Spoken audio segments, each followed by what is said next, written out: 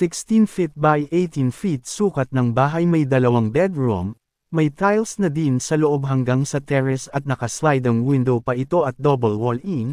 Mga magkano na kaya ang nagastos nila dito? Ito ang ating dapat abangan. If ever meron tayong budget, pwede nating gayahin ang design ng kanilang bahay.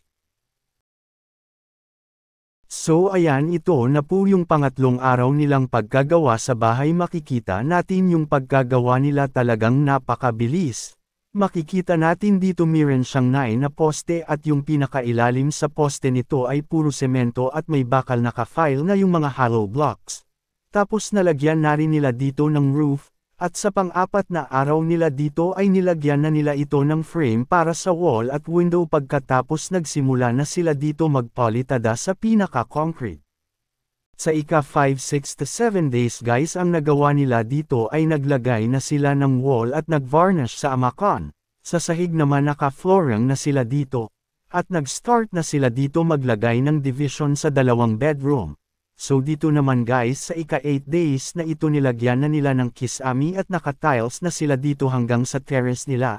Sa 9 days naman naglagay na din sila ng wall dito sa 2 kwarto at gumamit sila dito ng marine plywood, tapos magkabit na rin sila ng sliding window at pintuan sa bahay. At dito nalipatan na nila ang bahay kahit hindi pa siya totally tapos natirahan na nila. 11 to 12 days guys, dito na sila nagpa-extension ng kusina, CR at lababo. Makikita natin dito guys na puro concrete na dito, naka-flooring na rin yung sahig dito at mirror ng toilet and bathroom. Sa ika 13 to 14 days magpapalagay na sila dito ng tiles sa kusina, lababo at CR. Sa ika 15 days na dito nagpalagay na sila ng kuryente at tubig. At ayan na nga, bali 15 days natapos ang bahay na ito.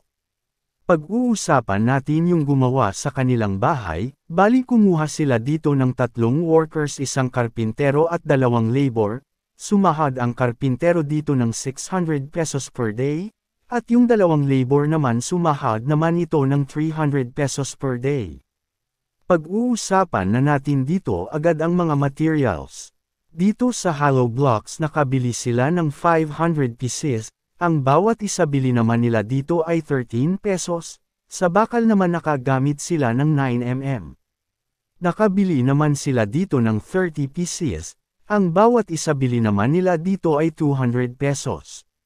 Dito naman tayo sa semento guys, nakagamit naman sila dito ng 40 bags. At ang bawat isa naman dito ay 270 pesos, ang sa buhangin at grabo naman dito naka-order naman sila dito ng tig-iisang elf truck, nakabayad naman sila dito ng 7,000 pesos, dito sa Yarrow naman nila guys nakagamit naman sila ng 20 pieces. At ang bawat isa naman bili nila dito ay 495 pesos. So ito na nga po yung total nilang nagastos, lahat-lahat sa kanilang bahay ay 250,000 pesos or 250k pesos budget. Meron itong 2 kwarto, living room, kusina, dining area and toilet and bathroom at terrace.